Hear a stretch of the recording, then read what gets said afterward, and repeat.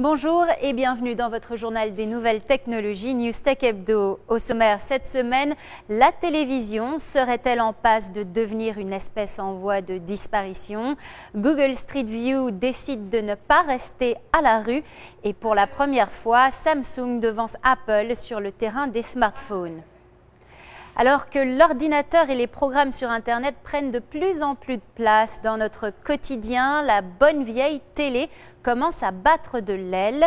L'activité téléviseur plombe les bénéfices de tous les géants de l'électronique grand public et cela malgré le succès des écrans plats.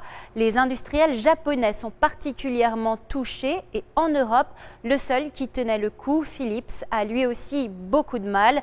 Il a annoncé le transfert de sa branche téléviseur dans une coentreprise avec le taïwanais TPV Technologies et ne conservera que 30% des parts. Selon les Échos, depuis 2007, cette branche aurait cumulé près d'1 milliard de pertes.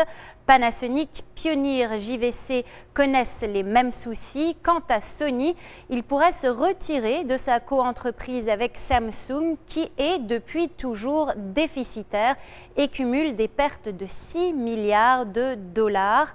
Pour attirer la clientèle, les prix des écrans plats ne cessent de baisser alors que les coûts de fabrication plombent les industriels. La retraite n'est peut-être pas bien loin pour notre bonne vieille télé. Avec Google Street View, vous pouviez déjà vous balader virtuellement sur les routes du monde entier. Eh bien, Google a décidé de ne pas laisser son petit bonhomme Google Street à la rue. Le service de cartographie propose désormais l'intérieur de certaines boutiques ou restaurants à condition d'avoir eu l'accord des commerçants.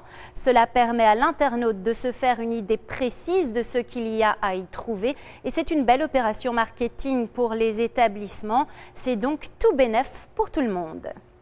Cette semaine, Samsung, le grand rival d'Apple, jubile. Pour la première fois sur le terrain des smartphones, l'entreprise sud-coréenne bat Apple et Nokia en termes de vente et devient le numéro 1 mondial. Grâce à sa gamme Galaxy S, au troisième trimestre, Samsung a vendu plus de 27,8 millions de smartphones, loin devant les 17 millions d'iPhone et les 16,8 millions de Nokia vendus. Apple, s'il vend moins, profite cependant plus. Au deuxième trimestre, il accaparait les 2/3 des profits opérationnels dans le marché du mobile.